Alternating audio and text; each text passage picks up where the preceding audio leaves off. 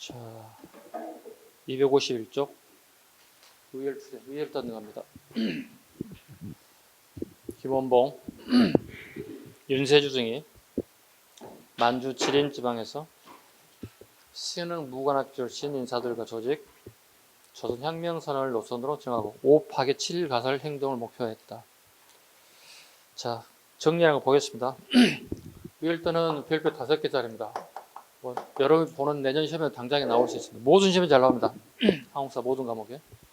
목표 일제 식민기관 폭파, 침략 원형 응징, 활동 주로 상하이를 중심으로 신체의 조선 혁명선언을 받아서 훨씬 더 힘을 나게 됐다. 의거갑니다. 김상옥, 나석주, 김지석, 김익상, 박재범, 빈출. 어떤 인물이 어디서 뭘 던졌는지 끊임없이 나옵니다. 김상옥, 종로경찰서 폭탄 축적. 종로경찰 폭탄 축적. 이분은 원래 종로에 사시는 분이에요. 종로에 사업으로 돈을 좀 벌었어요. 그래서 독립운동의 필요성을 느끼고 약간 자금 지원이라든가 인쇄물을 만들어서 이렇게 전단지를 뿌린다든가 이런 역할을 하다 걸려들었어요. 그리고 종로경찰서 가서 가진 고문을 통해 겨우겨우 목숨 던지고 살아나왔어요. 자, 여러분이 김상옥 열사라면 나를 가두고 고문했던 그 경찰서 어떻게 해야 될 것 같아요? 그게 일본인들이야. 내가 그 경찰서 놔두고 싶고 그냥 확 하고 싶지? 아니 심정적으로 그렇잖아. 그죠? 일본인도 믿지만 그 종로 경찰 자체가 나에게 탁 각인이 됐잖아. 이런 막 이래 되잖아. 열받잖아. 이거 내가 언젠가는 손 좀 봐야 되겠다. 종로 경찰 폭탄 투척. 혹시 여러분 영화 암살이라는 영화 보신 분 있어요? 전지현이 막 집 막 날아다니는 거 기억나세요? 그게 김상옥 선생의 모티브예요. 김상옥의 키가 그리 크지 않은데 되게 날쌘 돌이었대요. 집을 그냥 지붕을 팍팍 넘어다닐 정도 약간 과장해서 그게 전지현이 지붕을 막 날아다니면서 쌍권총 쏘는 거예요. 예, 김상옥 선생의 특징 중에 하나 쌍권총을 잘 썼대요. 이게 우리 남자분들 군대 가서 해보시면 권총 이렇게 잡고 이렇게 흔들려서 초점이 흘려가지고 타켓이 쉽지가 않거든요. 근데 그냥 안 보고 했다는 거예요. 그 김상옥 선생님. 이렇게 설명한 이유는 뭘까요? 이게 사람하고 어떤 내용을 암기하려면 되게 어려워요. 예. 그래서 좀 이렇게 이미지를 좀 트레이닝 좀 하시라는 얘기. 자, 가볼까요? 상식적으로 김상옥의 상자가 들어가 있습니다. 상식적으로 내가 종로경찰에 가서 고문을 받았어. 나중에 출소했어. 나중에 어떻게 복수를 어디다 하고 싶어? 종로에서 폭파하고 싶잖아. 외워졌잖아. 두 번째, 나석주. 식산은행 동양척식 주식회사의 폭탄 축적. 이건 우리 경제를 갖다가 뺏어간 애들이잖아요. 그죠? 동척이니까 동양척식 주식회사 식산은행. 자, 폭탄 들고요. 총 들고요. 네, 동양척식 주식회사에 들어갔어요. 이렇게. 폭파시키겠다고. 딱 들어갔는데 1층에 딱 들어갔는데 아무도 없어. 1층 가서 요즘 말로 인포메이션 센터에 아무도 없어. 사람이 없는 거야. 사람을 봐야 뭘 죽이든가 폭파할 거 아니야. 어이씨 뭐지? 잘못 들어왔네? 봤더니 2층으로 올라가야 본 사무실 있는 거야. 2층 올라가니 거기에 경비들이 야 너 이리 와봐 쓸게 이렇게 한 거야. 왜? 일본 너 수도 이리 와! 아니에요 도망가는 거야. 막 쫓아오는 거야. 거의 잡히길 보였지. 에이 모르겠네. 에이씨 딱 던진 거야. 이게 나석주의자. 오케이? 이게 뭐예요? 동척, 투척, 실패. 김지섭, 일본 항공 폭탄 투척. 일본 항공의 폭탄 투척. 김익상, 조선 총독부 폭탄 투척. 그 다음에 같은 이듬해 22년에 상하이 세관 부주에 일명 이걸 항포단 사건이라고 불러요. 항포단 입질고요. 항포단 사건이라고 해요. 항포단에서 육군대장 다나카 기이치를 지역했으나 다나카 기이치가 상하이의 항포단 부두를 통해서 입국한다는 사실 정보를 미리 입수하고 제기하고 난 다음에 거기서 항포단에서 폭탄을 투척했어. 그러나 성공하지는 못했어요. 김익상이 제법 요즘에 잘 나옵니다. 두 군데 나오기 때문에 총독부 하나, 항포단에 세 글자예요. 총독부, 항포단. 그렇게 외워야 돼. 총독부, 투천, 항포단, 축척, 김익상. 박재혁과 최수봉은 기출이 이미 됐죠. 부산과 밀양을 살짝 두 개를 바꿨어. 박재혁의 비읍의 비읍. 박재혁의 비읍, 부산경찰서 부산의 비읍. 그럼 나머지 채석은 당연히 밀양경찰서가 돼요. 이거 무조건 의열단 단원, 그 다음에 어디서 폭탄을 졌는 장소, 정확하게 맞히는 문제가 가장 많이 나옵니다. 말장난입니다, 이것은. 방법 없어요. 그러니까 선생님이 어느 방식으로 외워도 되고, 여러분이 또 다른 방법이 있는데, 여러분 방식으로 외워도 돼요. 무조건 외워도 돼요. 이 부분은 무조건 암기상이 됩니다. 의열단 단원하고 장소 어디에 폭탄을 던졌는지 꼭 기억하셔야 됩니다. 활동 방향 갑니다. 김원봉을 비롯한 단원들이 항포군관학교 입표. 항포군관학교는 순원이 만들었고요. 장제스가 교장으로 있었어요. 그런데 장제스의 기에 들어간 게 뭐냐면 조선인 중에 김원봉이라는 사람이 있는데 되게 똑똑하다는 거예요. 네. 그 직접 만나보고 싶었어요. 그걸 만나봤더니 되게 똑똑해요. 그래서 김원봉을 중심으로 그 측근 인사들을 항포군관학교 무료로 군사교육을 시켜준 거예요. 됐습니까? 그리고 난 다음에 졸업했잖아요. 똑같이 자기도 제자들 양성하고 싶었어요. 학교를 만들었습니다. 조정혁명 간부학교입니다. 난징에 국민당의 지원을 받았습니다. 국민당의 지원을 받아서 설립하게 됐습니다. 그리고 해방 이후에 조국에 와서 해방되고 난 전국에서 김원봉 선생하고 김구 선생이 가장 늦게 대한민국에 들어오게 됐어요. 근데 조국에서는 고문기술자 노덕술이요. 네. 노덕술이라는 사람이 영화에 되게 많이 나오는 인물이기도 합니다. 우리 암살에서 이정재가 비슷한 역할을 보시면 돼요. 암살 보신 분 손 한번 들어주시죠. 영화. 이정재 기억나시죠? 근데 내용은 다 스토리는 다 까먹었죠. 그죠? 원체 오래된 일이라서 까먹었잖아요. 그러니까 노덕술 갖다가 이정재에다가 약간 좀 짬뽕하긴 했는데 아마 이런 역할이라고 보시면 돼요. 약간 교활하잖아요. 그죠? 분명히 저녁에 나쁜 놈인데 되게 교활하잖아요. 아주 얄미운 짓만 하잖아요. 그죠? 네. 경상남도 경찰서 최고 고문 기술자였습니다. 우리 독립운동가들 잡아다가 엄청나게 많은 희생을 했던 인물이기도 합니다. 벤치로 막 손톱, 발톱 뽑아가지고 고문하고 별 이상한 고문 만들었던 인물입니다. 그런데 우리나라가 1945년 8월 15일 날 해방이 되잖아요.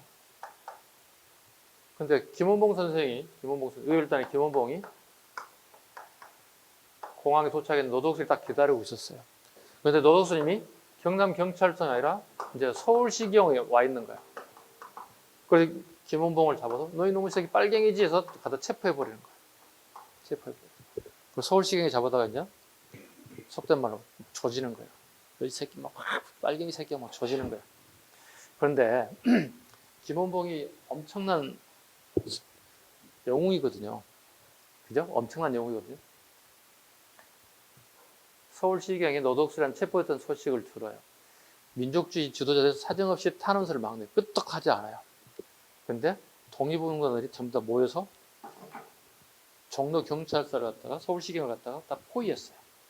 당장에 내보내자면 이 경찰서를 폭파시키겠다고. 그러고 남으신 분들이에요. 그잖아요. 전부 다 폭탄 다루던 분들이잖아요. 그래서 내주잖아요. 엄청나게 힘들게 고통을 많이 받고 왔던 인물 중에 하나가 김원봉 선생. 그 다음에 어떻게 될까, 김원봉이? 야, 나는 우리 대한민국 안 맞나 봐. 그 훗날 김구 선생이 누구를 만나러 가죠? 김일성을 만나러 가요. 이거 일명 사김회의라고 불러요. 김시성 가진 사람, 네 사람이 평양에서 남과 북의 문제를 해결하기 위해서 서로 만나게 돼요. 이때 김원봉이 김구 선생이 형님 저도 따라가시죠. 왜냐면 김일성 밑에 김두봉이 여기 있었다고. 김원봉이 김두봉과의 관계가 좀 복잡하거든요. 왜냐면 친척 관계이기도 하고 조직으로 본다면 김원봉이 넘버 1, 김두봉이 넘버 2예요. 원봉 두봉이니까. 그래서 좀 더 협상이 수월하게 진행될 수 있겠다 싶어서 김구 따라가게 돼요. 김원봉이. 그러한 다음에 다시 올 때 남한으로 돌아오지 않아요. 김원봉이. 그게 마지막이에요. 그 김원봉이 그래서 북한에 남게 되는 거예요. 여기에 김원봉이 남게 되는 거예요. 김일성과 김두봉이 어떻게 인민군을 만들어서 6.25 남침의 핵심 역할을 하게 되는 거죠. 인민군이 되는 거죠. 뭐 일설에 의하면 김원봉은 남과 북의 같은 동족끼리 전쟁을 반대했다고 하지만 어찌됐든 간에 인민군 복장을 입었던 인물이기 때문에 우리 현재 남쪽 입장에 봤을 때는 대한민국 입장에 봤을 때는 같은 빨간색으로 본다는 거예요. 그러나 독립운동사에 있었던 김원봉만한 인사가 없다는 거예요. 가장 처절하게 싸웠다는 거거든요. 그럼 우리는 역사를 공부할 때 그러면 김원봉을 어떻게 봐야 될 것이냐? 전쟁 이후에 빨간색으로만 단정 지을 것인가? 전쟁 전, 즉 일제강점기 독립운동사를 별도로 봐야 되는 거예요. 별도로 따로따로 보고 있어요. 현재사에서. 그러니까 A와 B가 있으면 A는 이렇게 열심히 싸운 거고 B는 북으로 얼북해서 북한 정권 협조하면서 전쟁은 반대했지만 어찌됐든 그 빨간색이기 때문에 우리가 봤을 때는 민족주의 계열을 봤을 때는 이건 속된 말 빨갱이 아니겠느냐 뭐 이렇게 볼 수 있다는 얘기입니다. 우리는 역사는 전과 후로 따로 보기 때문에 후를 시험해 보는 게 아니라 앞에 걸 시험을 보는 거예요. 주로. 그래서 의열단에 관련된 부분이 주로 많이 출제될 수밖에 없다는 거예요. 충분히 가셨죠? 그래서 해방 이후의 것은 공부할 필요가 없다. 나올 게 없으니까. 업적이 없으니까.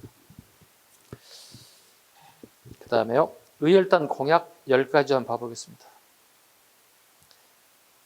쭉 읽으시면 되는데 마지막 거 꼭 보시면 됩니다. 10조. 단일화만 의열단. 의열단의 뜻에 배반하는 자는 처살하게 죽이겠다. 약속을 지키지 않은 사람을 죽이겠다는 뜻을 가지고 있습니다. 자, 목표점이 있습니다. 5 파괴 7 가슴 5개를 파괴하고 7명의 수뇌부들을 죽이겠다. 자, 5 파괴. 출제된 적 없어요? 조총독부, 동척, 매일신보사, 각 경찰서, 기타 애적 중요기관. 7 가살, 암살입니다. 7명 암살하겠다. 총독부역 고관, 군 수뇌부, 대만 총독. 대만 총독 일본입니다. 매국적, 그 다음에 친일파 거두, 적의 밀정, 반토호적, 토호열신, 악덕 지방 유지들을 암살하겠다는 뜻입니다. 다음 페이지 가시죠. 자, 의열단에는 개별 의거자들이 있습니다. 의열단에 소속되지 않는 개별적으로 활동하신 분들이 계십니다. 강우규, 노인동맹당, 사이토 마크 총독의 폭탄 특조. 오른쪽에 강우규 봐보시죠. 노인동맹당은 40세 이상만이 가입할 수 있어요. 여러분은 가입 안 돼요, 지금. 선생님만 가입이 가능합니다.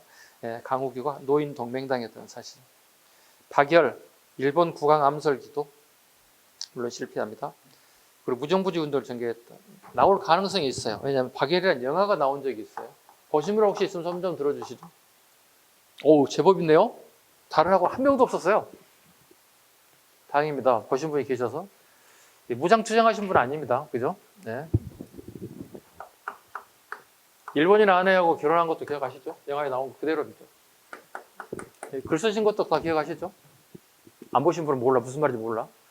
우리나라 사람인데 일본에 건너가서 활동을 하게 되는데 일종의 일본으로 보면 반국가와 단체 운동을 하게 되는 거죠. 박예리라는 인물을 보셔야 됩니다. 중요한 이유가 뭘까요? 거기에 23년이 있어요. 23년. 23년에 일본이 큰 지진이 발생하게 됩니다. 그럼 민심이 되게 안 좋아지잖아요. 그죠? 나라는 온통 맨날 전쟁이라 하고 앉아있고 민심은 전혀 등한시하고 민심이 되게 안 좋아질 수밖에 없어요. 그때 그 지진을 민심이 안 좋아지는 부분을 역이용하기 위해서 어떻게 박열 같은 자들이 그때는 우리가 수돗물 먹는 게 아니라 이렇게 우물물 먹던 시절이에요. 그러니까 샘을 파가지고 물을 먹던 시절이에요. 조선이 거기다가 독약을 풀어낸다는 거예요. 일본인들을 죽이려고 한다는 거예요. 그게 박열이 체포가 되는 거예요. 민심이 다운되는 걸 갖다가 박열을 이용해서 조선이 일본이 먹는 우물에다가 독약을 치려고 한다더라. 얼마나 민심이 흉흉하겠습니까? 박열이 희생타가 됐다. 희생타가 됐다. 그다음에 무정부주의 운동을 전개하게 됐다. 일종의 아나키즘이라고 하죠. 무정부주의, 아나키스트라고 하고요. 무정부주의 역할을 했던 인물이에요. 왜냐면 우리가 정부가 없잖아요, 지금. 정부가 없기 때문에 정부 역할이 안 되기 때문에 상당수 많은 사람들 차라리 정부 없는 게 낫지 않겠냐 이런 생각을 가지고 있었던 그 시대에 꽤 많았다는 거야. 사회주의가. 조명아, 타이완에서 일본 왕족 이걸 칼로 찔렀습니다. 네, 김윤비아를 칼로 찔렀어요. 죽지는 않았지만 1년 뒤에 폐혈증으로 죽게 됩니다. 오성훈, 김익산, 항포단에서 항포단 상해부대 일본 육군 대장 다나카 기지를 저격. 아까 항포단 기억나시죠? 네, 항포단. 김익상 체크하셔야 합니다. 총독부도 빵빵. 항포단에도 빵빵 세 글자. 김익상. 의열단 갑니다. 의열단 이후에 무정부자의 활동. 1, 2, 3, 4 있었다는 정도만 하세요. 하지 마세요. 하지 마세요. 기타 의열단체. 불령사 비주가 박예리 조직한 게 불령사. 그 다음에 다물단 김창숙입니다. 다물단 김창숙. 다물단은 또 필요가 있죠.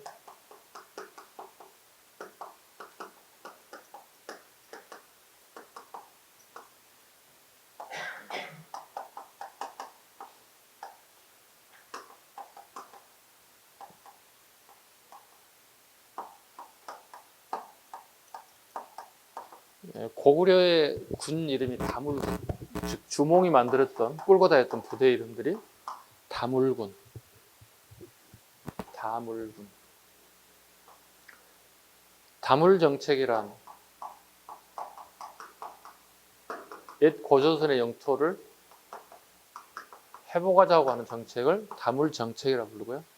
김창 선생이 만든 조직은 다물단, 즉 우리에게 독립을 할 목표점이 가지고 있는 군인 조직을 만들게 다물단이라고 합니다.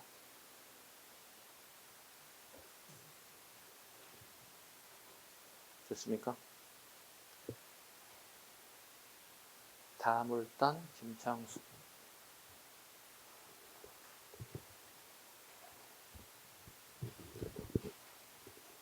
나올 때 같은데. 참고로 선생님이 대학교 1학년 독립운동가 너무 어려웠어요.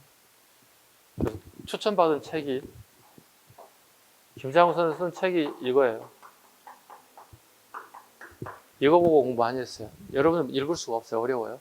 네. 한자가 많이 섞여가지고. 심산유고라는 책이 있는데요. 네. 유고집이라는 얘기죠. 돌아가시고 난 다음에 쓴 책이라는 얘기죠. 김장훈 선생님 호가 심산인데요. 아니 우리 공부를 독립운동을 공부하면 너무 어렵잖아요. 되게 막 누군가가 막 정확하게 가르쳐주지 않아요. 지금처럼 선생님들이 막 나하고 이건 이거고 용어는 이렇게 막 가르쳐주지 않고요. 대학교 초보라는 게 그렇지가 않아요. 그냥 일사천리로 쫙 나가는 거예요. 교수만 잘하면 되는 거예요. 자기는 그냥 내가 잘하든 못하든 관심도 없어요. 다니다 오시면 그렇잖아요. 선생님들 다 그렇잖아요. 교수님들. 지만 잘하지 학생들이 아는지 모르는지 그냥 쑥쑥 나가잖아요. 힘들었어요. 도대체 이게 어떻게 내가 체계를 잡아야 될까 되게 힘들었어요. 추천 좀 해주세요, 교수님. 모르겠어요. 여러분도 똑같은 마음이에요. 지금 제 수업 들으면 하나도 모르겠는데 지만 잘하고 있는 시 이렇게 생각하시면 계실 거예요. 그때 저도 똑같은 생각하는데 이걸 이제 추천받았어요. 이걸 읽으면서 조금 이렇게 뭐라 그러죠? 이렇게 좀 잡히기 시작했어요. 아 이게 이거고 조직이 이렇게 만들어졌고 어떤 단체들이 이렇게 만들어 어떤 활동을 했고 이때는 어떤 활동이 나올 수밖에 없었고 막 사람에 따라서 조직에 따라 막 달라진 내용도 조금씩 이해가기 시작했어요. 가지들이 하나씩 보이기 시작했어요. 지금 여러분이 하고 있는 부분이 오늘 첫 독립운동을 들으신 분들 되게 어려워요. 미칠 거예요, 지금. 아까 똑같은 생각이에요. 지 혼자 잘하고 있네. 나는 하나도 모르겠는데. 그럼 질문할 때 뭘 내가 알아야 질문하지. 이거 하고 싶은 사람이 있을까, 지금? 그래도 하셔야 돼요. 왜? 한 문제 맞추기 노력해야 된다. 그냥 주는 게 아닙니다. 그 다음에 대한애국청년당. 이것도 기출이에요. 네. 이게 일제강점기 마지막 그거에 밑줄고 다른 거 외우지 마. 일제강점기 45년 8월달 마지막이야. 마지막. 한일해국단 갑니다. 페이지 넘겨주세요. 김구입니다. 한일해국단 김구가 저장합니다. 페이지 넘겨주세요. 이봉창, 윤봉길. 우리 경제학 배울 때 경제 원칙이 최소 투자로 최대의 이윤을 얻는 거죠. 맞죠? 경제학 공부하신 분들, 그죠? 최소 투자로 최대의 이윤을 얻는 거다.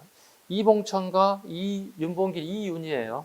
두 사람 투입해서 어떻게 최대의 이윤을 남겼어요. 됐죠? 봐봐요. 김구 선생의 대표적인 게 뭐냐면 무장투쟁보다는 예교적 노력을 통해서 독립을 쟁취하려고 하는 이승만 선생하고 좀 약간 비슷한 내용이 좀 있어요. 근데 본인이 해방이 되고 난 다음에 가장 걱정거리 뭘까? 무장 투쟁했던 세력들이 훨씬 더 두하게 될 거란 얘기예요. 또 부하게 될 거란 얘기예요. 본인보다는. 본인도 뭔가가 변화가 필요하고 한계에 봉착됐어요. 왜? 외교적 노력을 한계가. 그럼 우리도 뭔가 보여줘야 돼요. 그게 무장 투쟁이에요. 그래서 만든 게 이 조직이에요. 한일애국단이에요. 딱 2명 나와요. 봐봐. 최소 2명 투자로 최대 효과를 누려서 이윤을 나렸어. 이봉창, 윤봉길이. 지금 하려고 하는 얘기 뭐냐면 이 두 사람이 거의 대부분 의열단이 주로 출제된단 말이야. 그럼 의열단이 아닌 게 나온다면 당연히 애국단이 나올 거란 말이야. 한일애국단이. 김구 선생이 만들었던 대표적인 인물. 이봉창, 윤봉길. 이봉창 갑니다. 도쿄에서 일본 국왕의 폭탄 투척에 실패하자 상하이 언론이 아시아는 논조로 보도했습니다. 32년에. 이봉창 설명합니다. 이봉창은 이씨죠, 일단 기본적으로. 조선 왕조가 이씨 왕조죠. 이씨 왕손의 어느 한 분야였던 사람이야. 그러니까 이렇게 쫙 퍼져나갈 거 아닙니까? 밑에 형제들.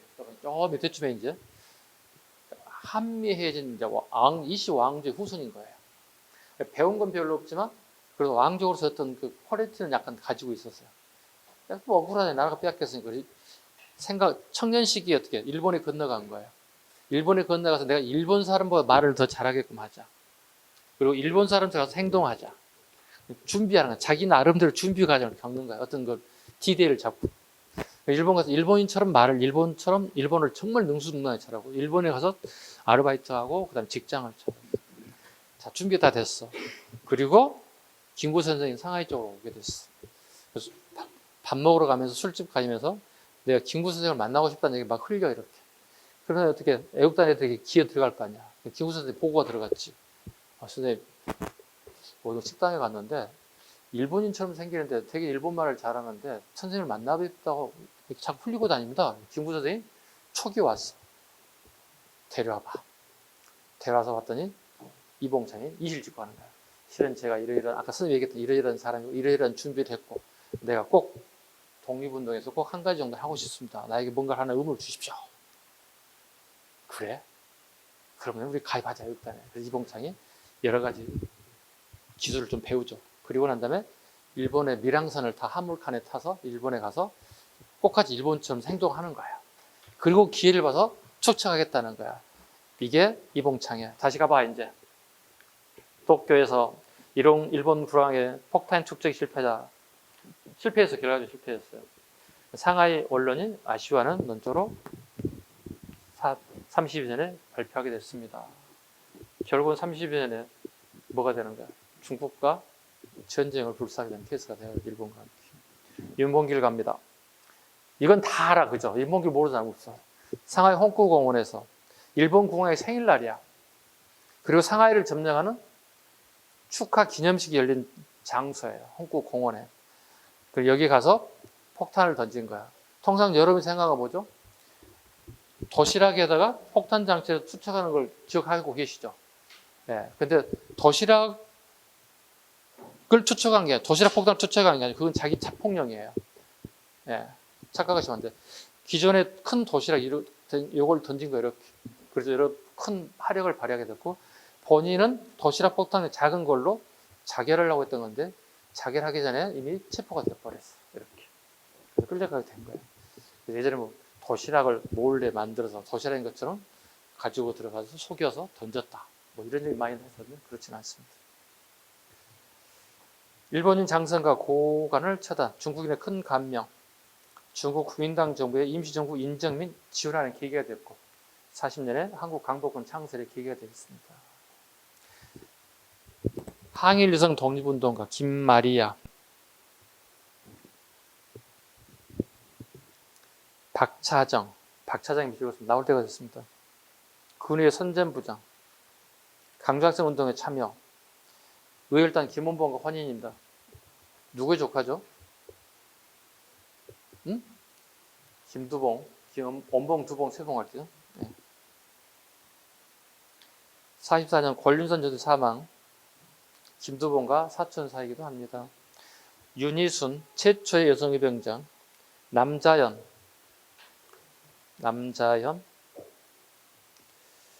서러운 정성을 참여 독립운동 세력의 지원을 만납니다. 이게 일명 우리 암살에서 전지현의 모티브가 된 게 남자인 열사.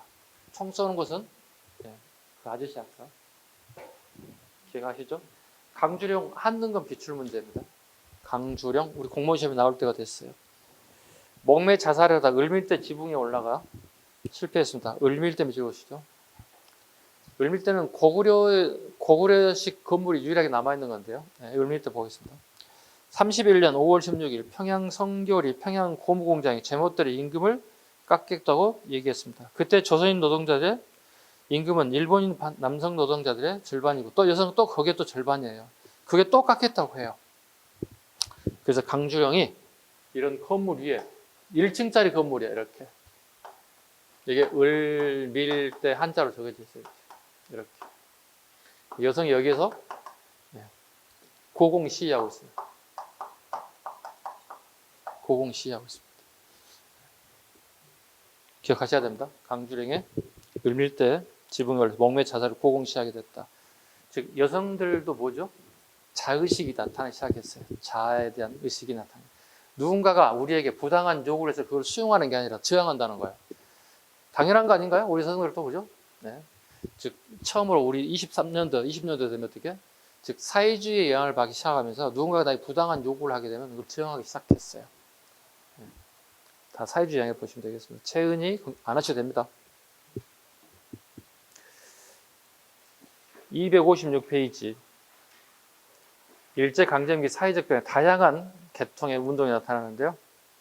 농민운동에서 20년대에 3번에 암태도 소작장의 밑줄만 색깔 좀 칠해주세요. 암태도 지금으로 치면 전라남도 신안군 암태도라는 섬에 소작장이 소작농들이 지주의 땅을 빌려서 농사 짓는데 지주들이 너무 많은 양을 빼앗아가더라. 그래서 소작농들이 지주를 감싸고 있는 그 조직이 목포경찰서였다가 목포경찰서가 점령을 하게 돼. 그 결과 소작료가 생산량의 80%를 가져갔다는 거야. 누가? 지주가. 그 소작료 20% 먹는다는 얘기잖아요. 근데 20%라는 얘기는 자기 가족이 10몇 명 되는데 1년 생활이 안 되는 거예요. 이 모든 것들은 뒷배를 봐주고 있는 경찰 조직이 있다는 거예요. 그래서 암태도 소작인들이 경찰서를 가서 점령하게 돼요. 앞으로 해보면 공무원 될 사람들인데 공무원들에게 가장 피곤하고 힘들게 하는 것 중에 하나 뭐냐면 민원이에요. 여기 여러분 중에 아마 부모님이나 가족 중에 공무원들이 있을 텐데요. 공무원들이 가장 힘들게 하는 것은 민원입니다. 민원실에 가서 깽판 넣고 악수고 고래고래하고 한 번만 아니라 매일 일주일에 막 서너 번씩 매일 똑같은 사람이 똑같은 반복적인 행동을 하게 되면 어떡해? 이거 엄청난 스트레스야. 아니 그렇잖아. 좋은 사람끼리 만나 좋은 얘기만 하고 좋은 밥만 먹어도 힘든데 그렇잖아요. 매일 와봐야 힘들어요. 경찰서 전면 결과적으로 경찰서에서 지주를 설득해서 소장료를 깎아줬어요. 확 깎아줬어요. 네. 반 이상 깎아주게 돼요. 그래서 아무튼 소작쟁이를 통해서 그게 그 주변과 전국에 퍼져나가는 계기가 된 거예요. 그러니까 결국 뭐야? 어느 한 지역의 문제가 아니라 우리나라 전체가 다 그 문제를 안고 있었다는 거예요. 어떤 촉매제가 뻥 터지니까 어떻게 전체가 다 파급 효과가 있었다는 거예요. 소작인들도 자기의 의식을 자기 주장을 하게 되었다. 그만큼 시대가 발전되고 있는 모습입니다. 우리가 자아의식을 좀씩 가져간다. 누군가가 나에게 부당한 요구, 부당한 행위에 대해서 저항하기 시작했다는 거예요. 그 다음에 노동운동 오른쪽에 원산 노동자 총파업 보시죠. 원산 지역의 노동자 총파업. 이 연도를 꼭 외우시기 바랍니다. 1929년 너무 잘 나오는 빈출입니다. 원산 노동자 총파업. 우리 봐봐. 지금은 총파업 임금을 올려주라는 게 거의 되게 파업이야. 노동자들이. 노조에서. 그런데 일제강점기 다 깎았기 때문에 깎지 말라고 파업하는 거야. 거의 대부분. 지금하고 좀 다르긴 다른데 어찌됐든 간에 돈 문제야. 노동자 문제는 예나 지금은. 네. 페이지 넘겨주시기 바랍니다. 여성운동 가봅니다. 제일 하단부에 근후에다가 별표 5개 합니다. 신간회가 만들어져도 같은 해에 만들어졌고 같은 해에 문을 닫습니다. 남성들만 할 게 아니라 우리도 해야지 뭐. 네. 신간회 행동, 근후의 행동 강령 갑니다. 여성에 대한 사회적, 법률적 일제차별을 절폐한다. 일제의 봉건적 인습과 미신을 타파한다. 조혼을 폐지.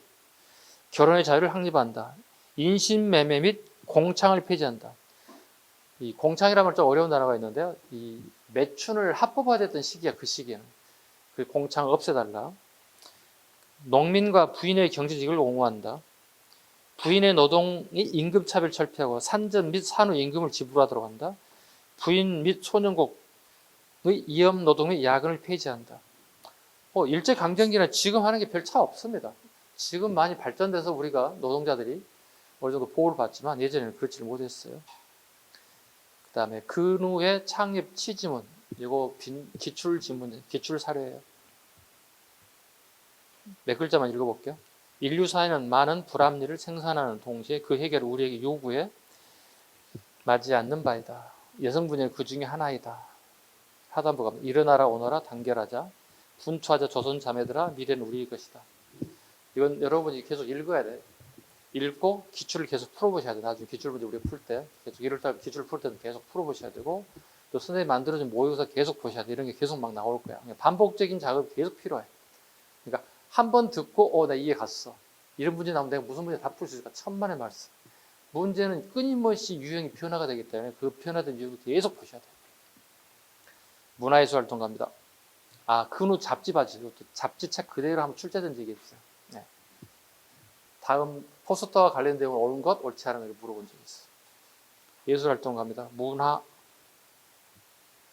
1910년대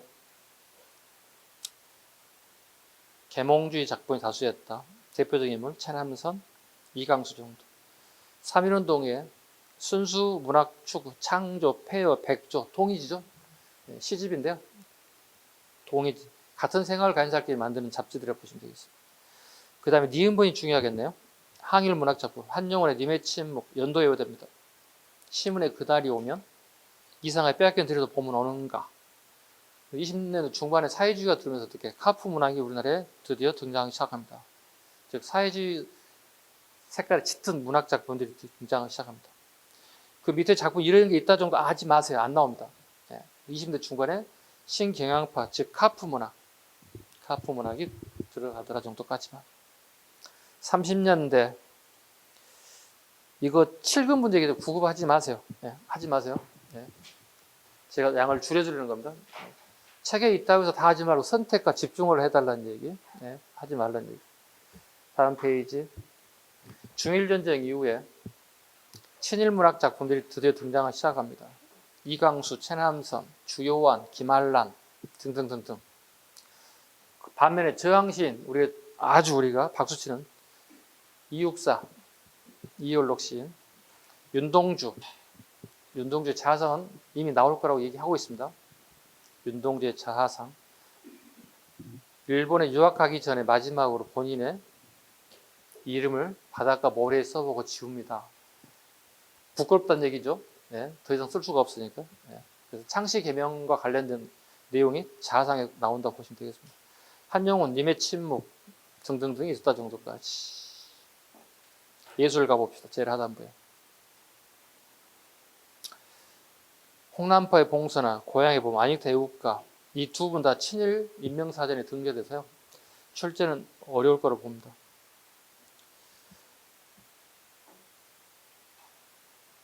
그 다음에 대중음악 사회참미, 우리나라 최초 윤신덕이 사회참미가 최초죠. 일본에 가서 성악 공부하는데 거기 가서 기혼자였던 김우진하고 연애를 하게 되면서 기구하게 되면서 더 이상 그 당시는 우리가 남녀가 딱 결혼하면 끝이에요. 더 이상 이혼을 한다든가 뭐 한다든가 이게 불가능한 시절이었기 때문에 너무 사랑한 나머지 현해탄에서 우리나라 땅을 밟는 순간 되게 지탄이 대상이 될 것 같아서 현해탄 둘이 풍덩 이렇게 자기가 무슨 농계도 아니고 이렇게 해서 껴안고 죽었어요. 그 윤심덕의 노래가 사회참미. 미술 가봅시다. 미술은 의외로 시험에 잘 나옵니다. 대중음악보다는 미술. 심전 안중식 소림 조석 하지 마세요. 이건 여러분 하지 마시라고. 선생님 같은 사람이 하는 거니까 하지 마세요. 충곡 고이동 최초의 서양화 도입입니다. 처음으로 이 사람이 일본에 유학 가는 인물입니다. 그 졸업 작품이 자하상이 있어요. 작품성이 뛰어나진 않지만 본인이 그림을 잘 그리지 못했던 것 같아요. 그래서 유학 이후에 특별하게 활동을 하지 않고 미술 협회 일 정도 하는 정도로 머물렀습니다. 나혜석 최초의 서양학이자 작가이자 변호사 김우영과 결혼. 잘 나갔어요. 근데 파리에서 체린과 바람 피게 돼요. 아니 이렇게 생각해봐. 김우영 변호사하고 파리 부부가 여행을 갔어. 근데 조선에 되게 똑똑한 체린이라고 하는 대부잣집 아저씨가 등장했는데 그 아저씨가 바람나고 자기 남편 호텔방에 처박아놨어. 바람 피고 돌아다녔어. 여러분이 남편이라면 어떻게 될 것 같아요? 자기 부인 되게 제정신이 아니잖아요. 네. 결국은 이혼하게 됐어요. 그 이혼한 내용을 갖다가 신문에 연재했어요. 그게 이혼 고백장이에요. 그러니까 그 시대의 여성으로서는 되게 센세이션하는 거예요. 그 시기의 여성들은 거의 대부분이 가부장적 사회 자라다 보니 되게 순정적이었어요. 남편이 하는 말에 그냥 예스맨이 됐었어요. 근데 처음으로 이분은 그렇지 않았어요. 자기 주관이 되게 뚜렷하고 자기 정신세가 되게 색다른 게 있었어요. 결혼할 수 있고 이혼할 수 있지. 네, 마음에 안 들면 때려쳐야지, 바꿔야지, 이런 정도의 여성이었던 거예요. 21세기형 여성을 갖다가 우리가 미리서 보고 있는 거예요. 네. 최초의 서양화가이기도 하고 최초의 뭐 신문 연재 칼럼니스트도 하고 되게 다양한 분야의 인물이기도 합니다. 이중섭.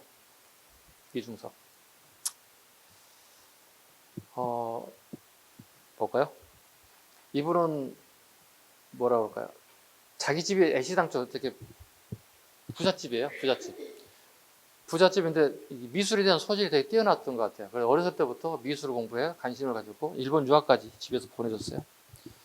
그런데 일본 유학 가서 일본 연인과 사랑하게 됐고 결혼하게 됐고 다시 우리나라에 왔는데 6.25 전쟁이 터졌어요. 그리고 부산으로, 통영으로, 제주도로 유배가 아니라 피난 가면서 작품을 남기게 됐어요. 그 작품들이 현재 우리나라 대표적인 작품들입니다. 흰소. 우리 아마 중학교, 고등학교 때 미술 시간에 많이 봤던 책 중에 하나가, 그림 중에 하나가 흰소입니다. 되게 뼈가 앙상하게 드러나 있는 모습 보였을 거예요. 그 작품입니다. 그 다음에 박수근. 나올 것 같지는 않은데요. 혹시 모릅니다. 미술사를 전공했던 선생님 출제에 들어간다면요. 이분은 강원도 분인데요. 초등학교 선생님 하다가 갑자기 때려치우고 나는 미술 해야 되겠어. 미술을 막 정식적으로 배운 사람은 아닌데요. 되게 토속적인 형태의 그림을 되게 잘 그렸어요. 보시면 그 주변에 우리 생활상을 주로 많이 그렸어요. 절구지라는, 절구지를 뭐 하는 줄 아세요? 이거 이렇게 하는 것들. 우리가 지금 양념을 믹서기로 확 돌리면 간단하지만 예전에 그게 없었단 말이에요. 그러니까 뭐 마늘, 그다음에 뭐 고추, 김치 담을 때 확 이렇게 절구지라는 게 있어. 그걸 그대로 잘 그려냅니다. 판잣집, 그 당시 가장 어려운 사람들, 판잣집. 우물가에 빨래하는 사람, 빨래터, 시장의 연인들, 주로 우리 일상생활과 밀접한 그림을 그리는 게 박수근. 자, 김한기. 현존 우리나라 돌아가신 분인데요. 최고 그림가 65억에 홍콩 크리스티 경매에서 판매. 그림 한 점에 사이즈는 여기서부터 한 이 정도 되는 그림인데요. 65억. 현존하는 우리나라, 현존이 아니고 돌아가신 분이죠. 최고가입니다. 자, 이분은 원래 일본으로 유학 갔습니다. 일본 유학 가고 다시 프랑스로 갔다가 다시 미국 갔습니다. 미국에 가서 추상화로 바뀌기 시작하죠. 그림 형태가. 그 당시 되게 생활고 힘들었지만 돌아가시고 난 다음에 되게 유명한 작가가 됐고요.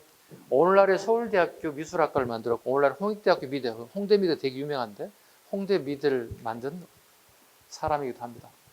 김한기 선생입니다. 대표적인 작품 이런 게 있습니다 정도까지만 하겠습니다. 선생님이 지금 5년째 밀고 있는 게 전영필입니다. 전영필.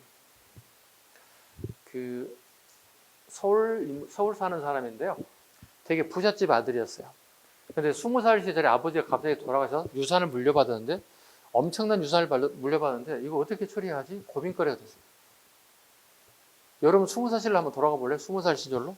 우리 아버지가 나에게 한 1,000억대 재산을 물려준 것 같아요. 어떻게 하실 거예요? 하루에 100만원씩 써도 한참 걸릴 것 같은데 소비하려면 이런 고민을 했던 거예요. 그래서 그 당시 지식인이었던 대표적인 오세창 선생을 찾아갑니다. 네, 이렇게 해서 유산을 어떻게 했으면 좋겠습니까? 오세상 선생이 어드바이스를 해주죠. 지금 일제강점기 일본 애들이 우리에게 엄청나게 많은 문화재를 유출해 가고 있습니다. 이걸 좀 막아주시면 안 되겠습니까? 저는 문화재를 잘 모릅니다. 그건 제가 전부 다 코칭하겠습니다. 그래서 오세상 선생의 도움을 받아서 우리나라의 가장 비싼 문화유산을 유출을 막았어요. 그게 전형필이에요. 그리고 그걸 보관할 장소가 필요했어요. 그래서 건물 하나 지었어요. 그걸 간송미술관이에요. 미술관이란 원래 전시의 목적이죠. 전시하고 판매하는 목적인데 간송미술관은 뭐예요? 보관의 목적을 가지고 있어요. 그 1년에 2번밖에 오픈하지 않아요. 아니 보통 우리 미술관 돈 벌려 어떻게 24시간 360풀로 열어야 되잖아. 직원 고용해가지고. 그치? 근데 여기는 보관용으로 하다 보니까. 근데 문제가 하나 발생해요. 뭐가 있냐면 전형필 그다음 밑에 손자까지 왔어요. 그러면 재산이 상속된 거야. 근데 그림으로 상속된 거, 재산으로 상속된 거야. 돈으로 상속된 건 아니란 말이야. 그 상속료가 막 15억, 20억, 30억씩 막 나온단 말이야. 그 돈을 어떻게 현금을 마련해? 갑자기 일반인이. 그래서 어떻게 공고를 내잖아요. 이번 간송미술관 작가, 누구누구 작가의 작품 2점을 경매에 내겠습니다. 이유는 상속세를 내야 됩니다. 그리고 공고가 나요. 그럼 그 돈 있는 아저씨들이 사가지고 가져가요. 그리고 나머지 그림을 계속 보관하게 되도록. 이게 이제 정부 문화부도 좀 고민거리고 미술협회 같은 데도 되게 고민거리 중 하나이죠. 이러다가 다 제로가 되겠죠, 언젠가는. 그죠? 1대, 2대, 3대, 4대, 5대 쭉 후대에 가다 보면 계속 상수되는 말 거 아니야. 어떤 특별한 특단의 조치가 뭔가 이루어져야 되지 않을까.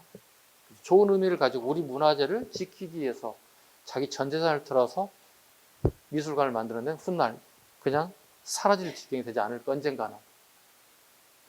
한번 좀 생각해볼 공통의 문제가 아닐까요? 우리가 이 시대를 살아가는 사람 중에. 선조 중에 되게 큰 업적을 남겼는데도 그 업적이 사라질 처지가 됐다. 이게 전형필입니다. 연극 토래 정도 쭉 내려가세요. 영하, 무성영화, 소리가 나지 않는 영화. 옆에 마이크 잡고 변사가 상황 설명해 주는 걸 또 무성영화라고 해서 무성, 소리가 나지 않는다. 그 대표는 나온기 아리랑입니다.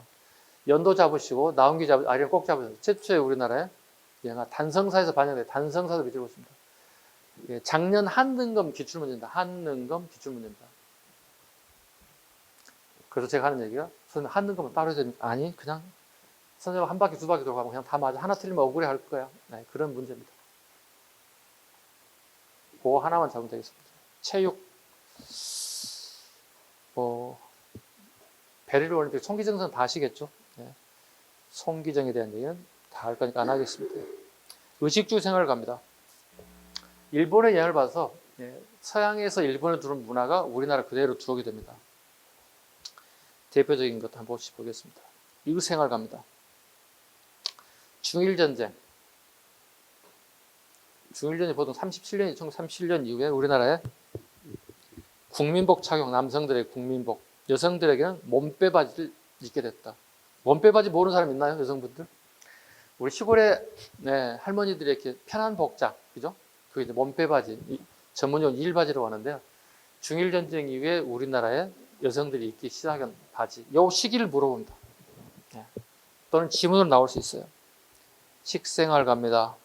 일본의 조미료가 우리에 소개됐고, 우리 통조림 아시죠? 캔? 통조림. 이런 게 우리나라에 들어오기 시작했다. 주거 생활 갑니다.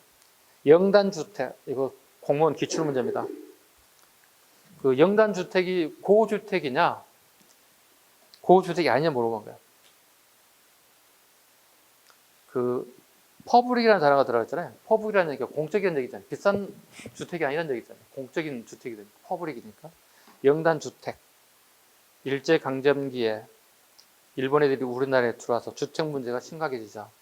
그래서 꽃 같은 건물, 다양한 건물이 아니라 꽃 같은 형태의 건물 되게 많은 집을 지어요. 거기에 주거하게끔 만들어요. 대표적인 게 서울에 지금 남아있죠. 페이지 넘겨보실래요? 영등포 물레동에 영단주택 지금 남아있어요. 보셨어요? 영단주택 지금 있어요. 선생님 예전에 물레동에 살았기 때문에 잘 알고 있습니다. 됐죠? 그 다음에요.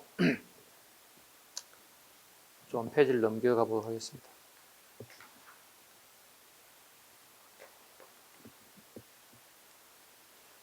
페이지 쭉 넘길게요. 268페이지 봐보실래요?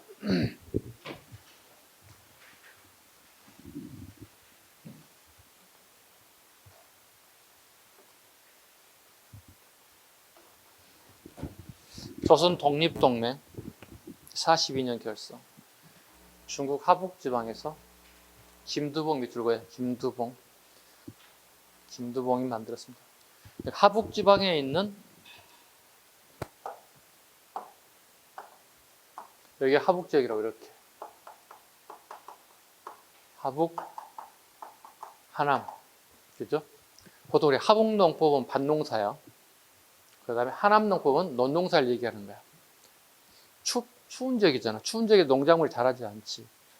따뜻한 지역에 농작물이 자라잖아. 잘 자라잖아. 벼농사, 밭농사. 하북 지역에 김두봉을 중심으로 활동했던 인물들과 거기 살고 있던 조선인들이 하나의 단체를 만들겠다. 42년에.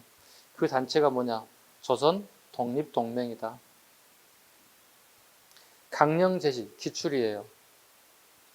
보통선거를 통한 민주공화국 수립을 목표로 했대요. 보통선거 1인 1표제야. 똑똑한 놈 부자는 표를 2개, 3개 주는 게 아니야. 모든 사람을 공평하게 1인 1표를 주고. 민주공화국을 정권 수립하겠대. 되게 좋죠. 아직까지는. 그리고 일본인 자산을 몰수, 의무교육제, 그 다음에 토지를 분배하자 n분의 1 모든 사람들에게. 되게 좋은 내용이 들어가 있습니다. 조선 의용군 조직,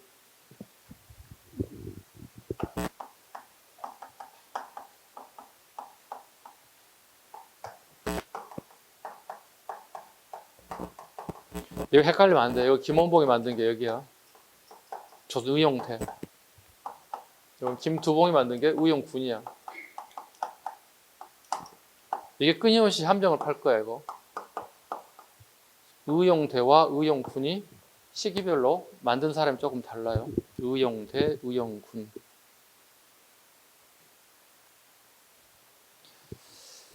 그 다음에 국내 강복 준비운동 제일 하다면 우선 건국동맹. 예운영에만 체크하세요. 예운영, 건국동맹. 그 정도만 체크하시고 넘어갑니다. 270페이지. 우리가 일제강점기 말기에 각국 나라들이 취한 거 보겠습니다. 카이로, 얄타, 포츠담.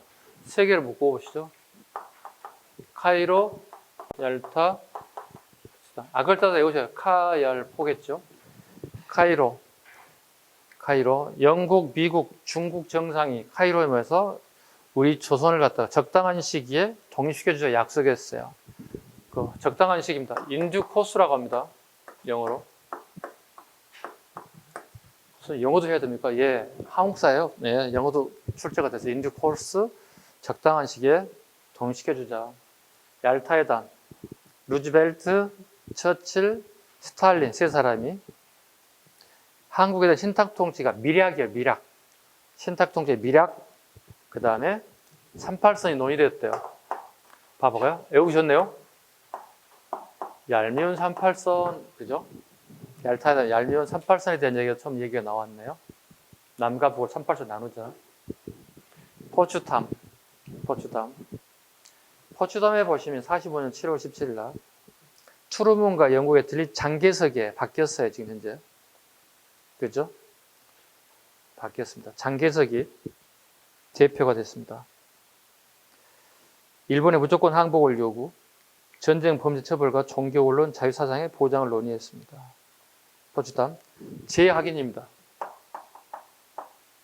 독립을 재확인. 뭐죠 그럼? 요거에 대한 재확인입니다. 적당한 시기에 독립시켜 인듀 코스잖아. 요거에 대한 재확인이라고. 요거 세 개만 딱 손우강에 잡으세요. 외우셨죠? 카, 얄포, 인듀 코스, 얄미운 38선, 재확인. 오케이?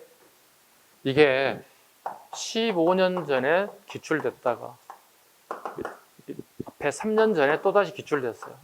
이때 좀 강의할 때 선생님 이때 기출됐거든요. 더 이상 나올 게 없어요. 너무 쉬워요. 요거만 가지고 가시죠. 이게 딱 나왔어요. 그러니까 15년 전에 나왔다 해서 안 나오는 게 아니라 시간이 오래되면 수험생들이나 선생님들 이거 안 나오겠지. 너무 쉬워. 이게 탁 치고 넘어갔을 때 실수를 저지를 수 있는 것 중에 하나 대표적인 게 이거였어요. 선우강이 물어보는 거였어요. 페이지 넘기겠습니다. 특별한 게 없어요.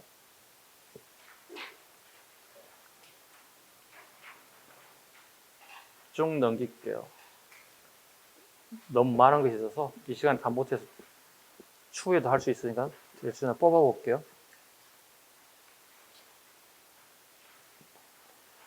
(286쪽) 한번 봐주시죠.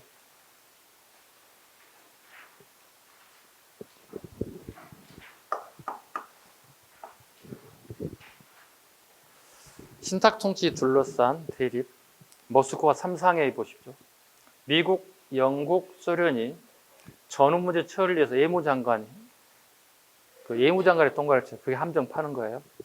각국의 뭐 대표들이 뭐 대통령이나 총리가 온 게 아니고 예무장관들이 개최했어요. 내용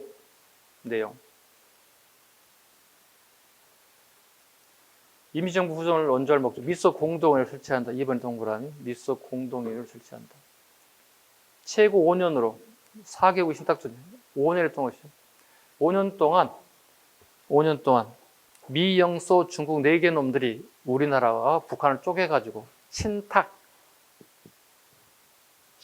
믿고 맡기란 뜻이야. 우리 신탁은행 있지? 은행 중에 신탁은행 믿고 맡기란 뜻이거든. 당신의 예금 우리 은행에 맡기세요. 내가 알아서 잘 관리해드릴게요. 이자 많이 빵빵하게 드릴게요. 이게 신탁은행이거든요.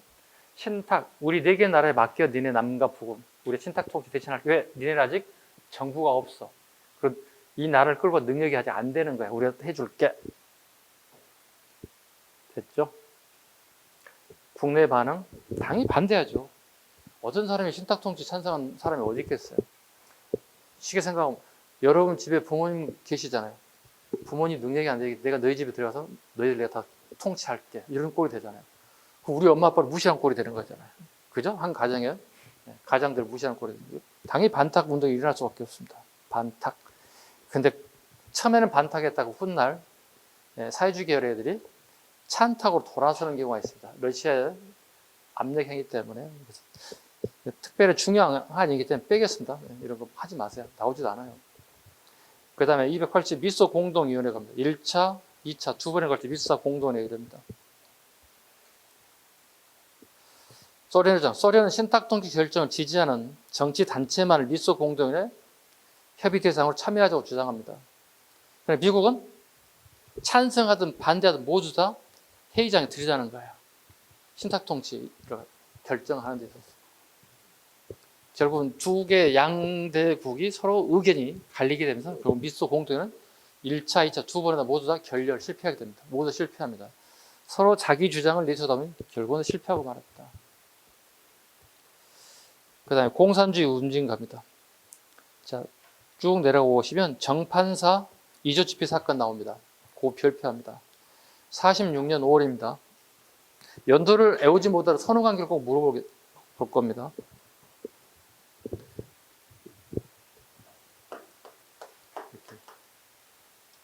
미소 공동위원회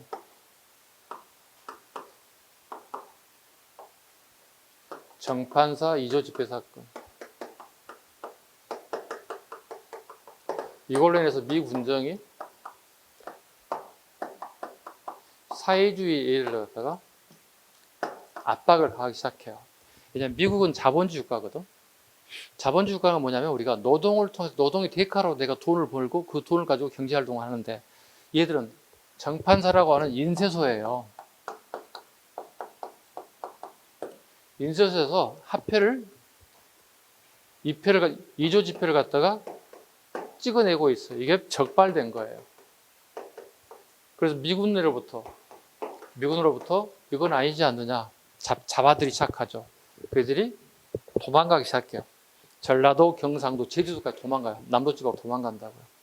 이게 정판사 이조지폐 사건입니다. 이때부터 미국은 사회주의자들 갖다가 되게 압박을 가기 시작해요. 그럼 얘들이요, 지방으로 내려가서 얘들이 주로 뭐 할까요? 파업을 선동하는데 이익을 담당해요. 뭐 철도 노조 들어가서 파업을 한다든가 여러 가지 방법을 통해 사회를 교란시키는 역할을 하게 됩니다. 사회주의자.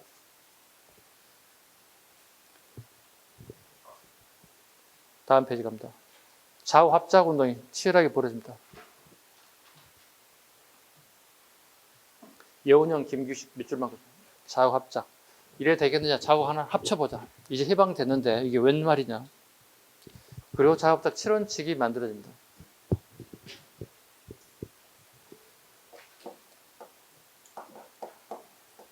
7원칙. 좌우 7원칙. 보시죠. 기억본. 삼상의 결정에 따라 민주주의 정부를 수립할 것. 미스 공동연의 속개를 요청하는 공적 설명을 발표할 것. 토지개혁의 별표. 유상몰수, 무상분배. 지주에게 땅 많이 가지고 있는 지주에게 국가가 그 땅의 일부를 몰수하자. 돈 주고 사자는 거야. 그리고 무상으로 분배하자.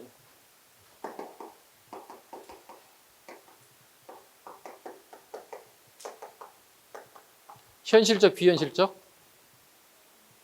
아니 내가 이걸 1,000원에 사가지고 여러분들이 막 돌려 공짜로 줘. 현실적이야, 부정적이야? 비현실적이잖아. 아니 내가 예산을 투입해서 샀는데 공짜로 나눠주면 어떡해? 나는 망하게 딱 줬잖아. 나라가 지주들에게 땅을 몰수해서 돈으로 유상이니까. 근데 무상으로 주겠대. 그래서 이렇게 무슨 국가가 봉이해? 아니잖아요. 이것은 이론상으로는 좋겠지만 실제적으로는 실패할 수밖에 없는 정책 중에 하나였던 것들이죠.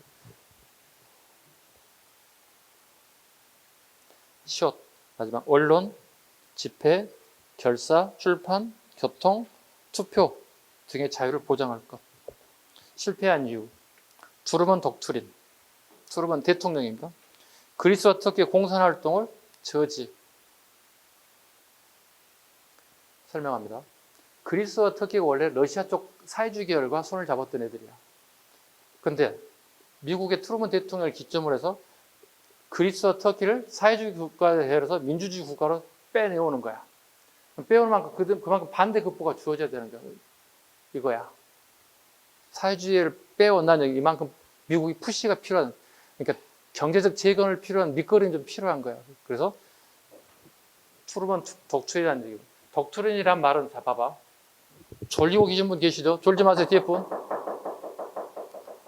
독트린이란 한 나라의 대통령이 정치적 행위를 하는 것 같다, 정치적 발언을 하는 행위를 갖다 우리는 독트린이라 불러요. 예를 들어서 미국의 무슨 대통령이 서울에 사서 뭔 정치적 발언을 했대. 앞으로 남북 통일을 1년 내에 하셔야 됩니다. 이걸 서울에 발표하면 서울 독트린. 인천 재물포 아파트 하셨대요. 그러면 인천 독트린 이런 표현을 써요. 지역 이름을 써가지고 독트린 표현을 써요.